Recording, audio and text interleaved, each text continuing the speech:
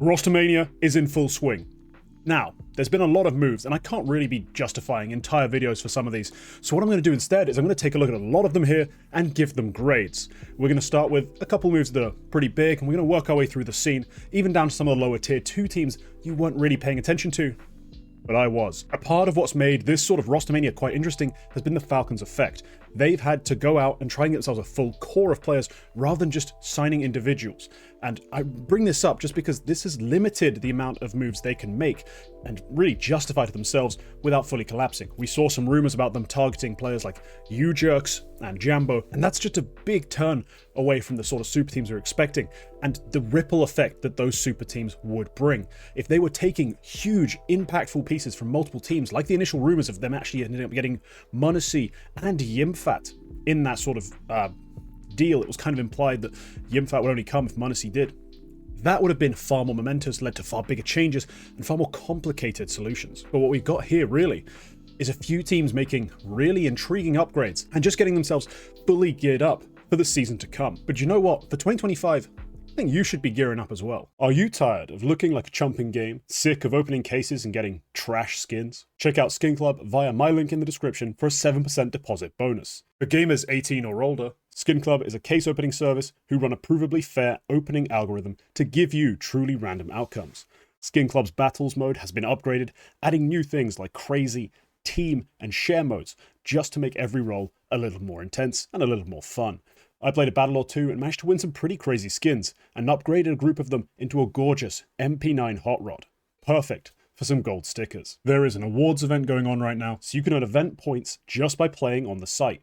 These points can be redeemed for cases, skins, and entries into huge giveaways. Skin Club accept a wide variety of payment methods from cards and PayPal to skins themselves, as well as a range of crypto coins. Remember to play responsibly using the self-care tools provided, and use my link in the description to get a 7% bonus. A big thank you to Skin Club for supporting my channel. Let's begin with what is essentially a rumor, an advanced talks rumor between FaZe and EliGE.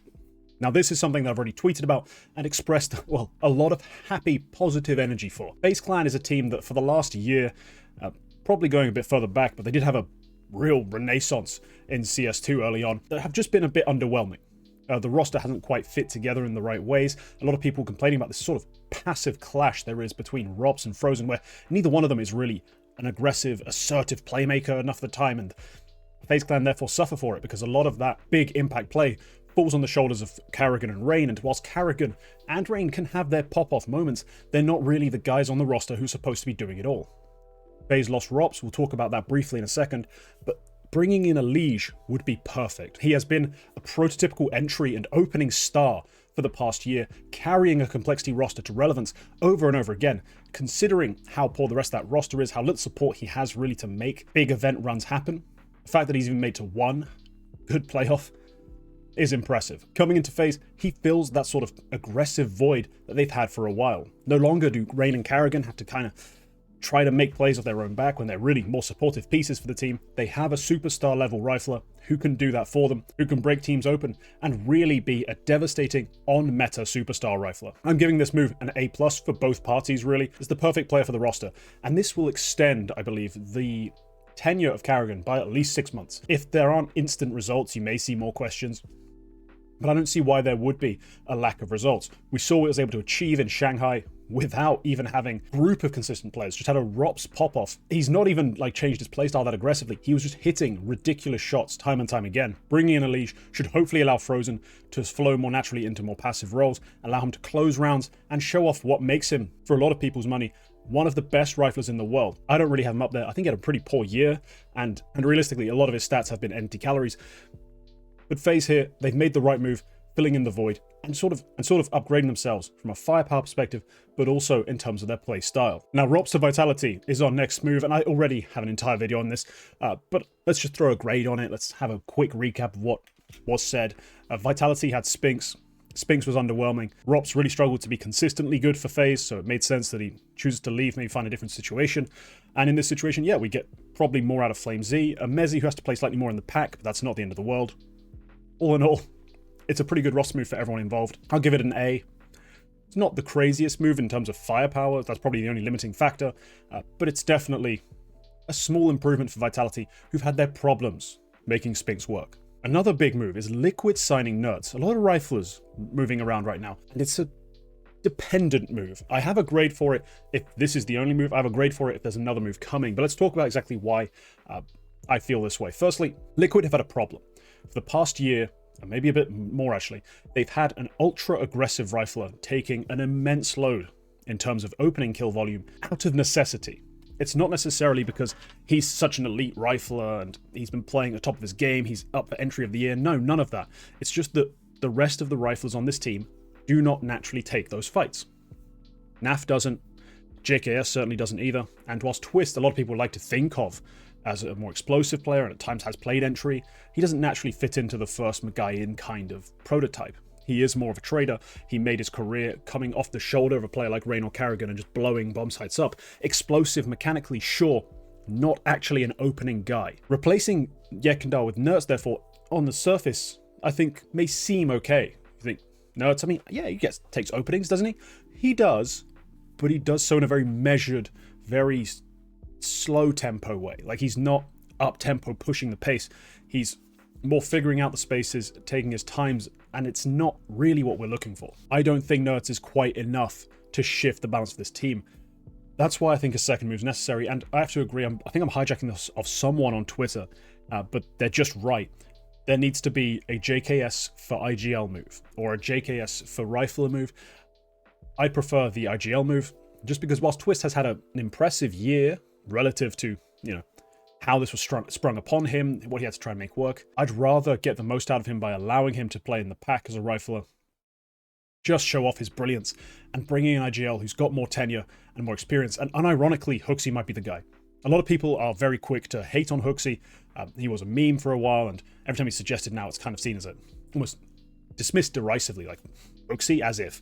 But think of it like this. If you look at HooXi in the past, whilst he may not have had the golden touch with everyone, he's done a lot with riflers on teams like Copenhagen Flames. HooXi was helping them, you know, figure out their roles and figure out how to best use themselves. And while what he has done more recently, especially with G2, maybe didn't impress everyone, how many IGLs can boast having won Cologne and Katowice in the same year? You know who can't?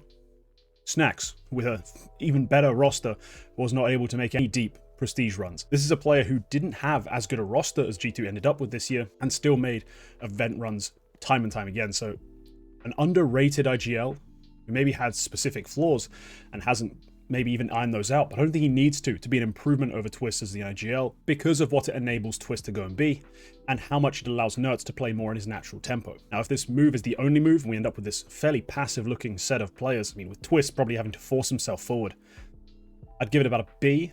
Like, I think just because of the production you're getting out of your Kindart was quite low, I think a hodgepodge mix of NertZ and Twist filling in that gap could work. I just think this roster move is an A. This is a part of a two-man upgrade to the roster. Virtus.pro have been criticized a lot over the last year for the way they've played. The play style has been all over the shop. I mean, it's not quite been the James style. It's not quite been something we'd associate with Electronic in terms of more pace. It's been a weird mishmash that has led to them being an incredibly disappointing team. This roster move sort of confirms everything. So I'm summarizing two moves here, as in two removals, two additions. Jame and Norbert are gone. Flammus and Icy have come in to replace them. This essentially confirms entirely the fact that Electronic will be calling for this roster, and we should be transitioning to a more aggressive, more rifle-dominant style, where Icy is more or less just asked to close out rounds rather than do a whole lot else. I actually think this is a grade dependent on your belief in Electronic's IGLing. You have to believe in Flammus and I believe Fame probably taking over some roles that maybe they aren't quite as comfortable with just to try and enable this style. Flammus's role is going to be a bit shifted. I'm not sure he's going to be as starring as he was before to make this team work. And I'm not sure I'm particularly happy for that for Flammus's career himself. But for Virtus.pro, this might work in a very Envious-esque death ball approach. Now, this Envious roster that won Cluj-Napoca had basically a trio of riflers who would group up, punch through areas, and just rip heads off. And they were incredibly effective in that style. And I think this new VP roster could play a very similar way and make it work, which could be very exciting. But how effective it'll be, again, Heavily dependent on electronic, heavily dependent on how those riflers adjust to new roles on the CT side and how the chemistry ends up matching up, because as it's been pointed out by Quacker, Flamus does have a pretty different vibe to a lot of the Verz Pro players we're used to seeing, who've been rather stoic, rather unreactive.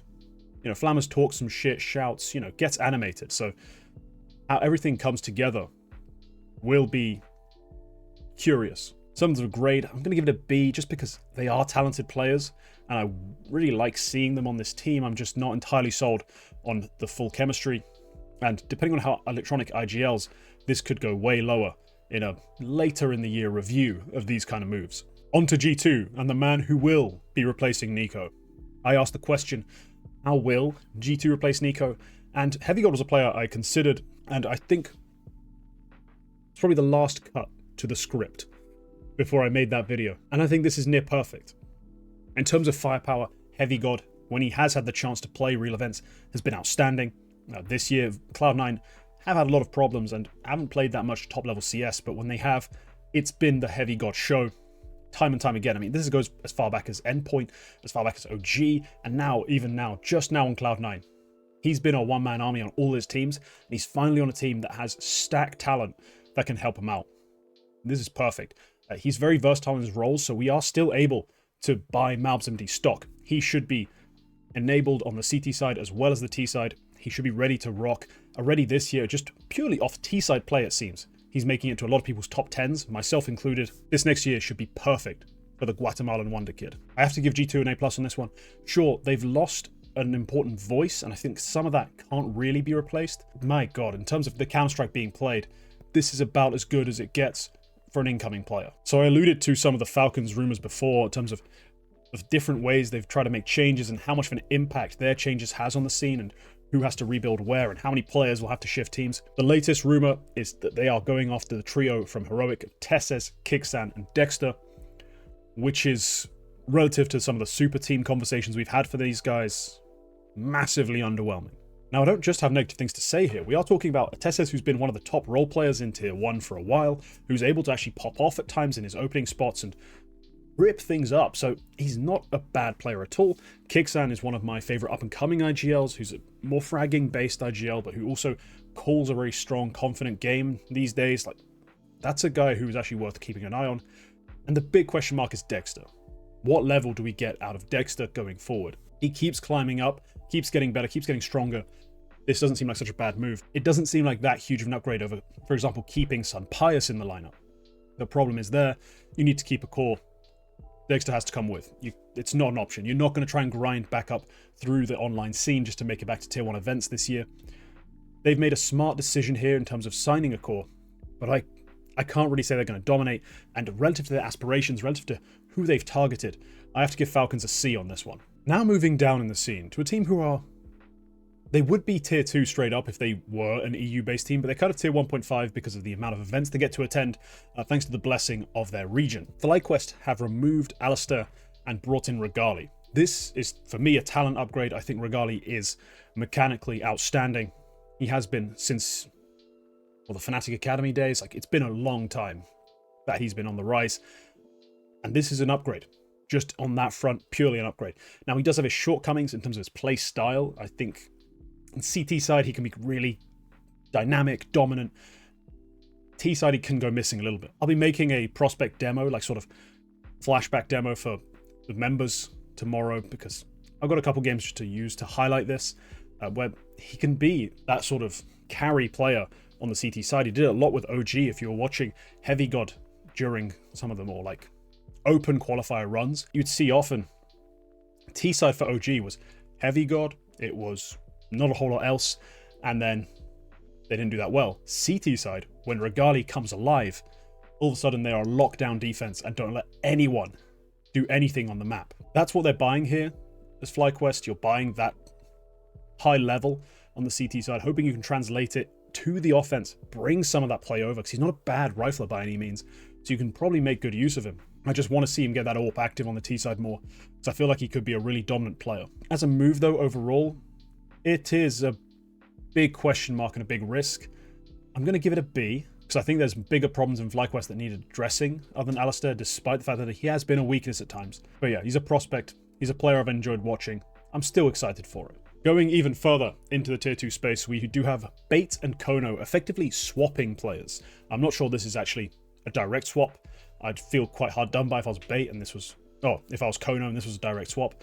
But Captain Kirkut and KenCyZor have exchanged spots. So Bait now have KenCy, the young Ukrainian rifle talent of Kono. And he is, my god, incredibly sharp. He's one of those players who you can make a mind-boggling highlight reel for just off of like 4 or 5 demos. Like, it's not even that difficult. I've made a couple of demo reviews for my members on this guy already. He's a huge injection of firepower into Bait, who've kind of struggled to find a lot of fragging beyond like NPL and head trick. And at the big LAN events where they've struggled, it's kind of had to be like team effort, as NPL's kind of shrank in those moments into his sort of IGL shell and not been able to really express himself as a fragger. I think bringing in someone like KenCyZor can help take that load off his shoulders in terms of having to be the best rifler on the server as well as calling a good game. This could be the best of both for these two. Allow NPL to still be a fragging IGL, but give him someone who can be the best rifler on his team. That's what KenCyZor is. For Kono, it's a big loss. I see this roster as semi-dead. I'm going to be honest. Like, Captain Kirkut could probably put up okay numbers at the level they play at, but this is a move in the wrong direction for them.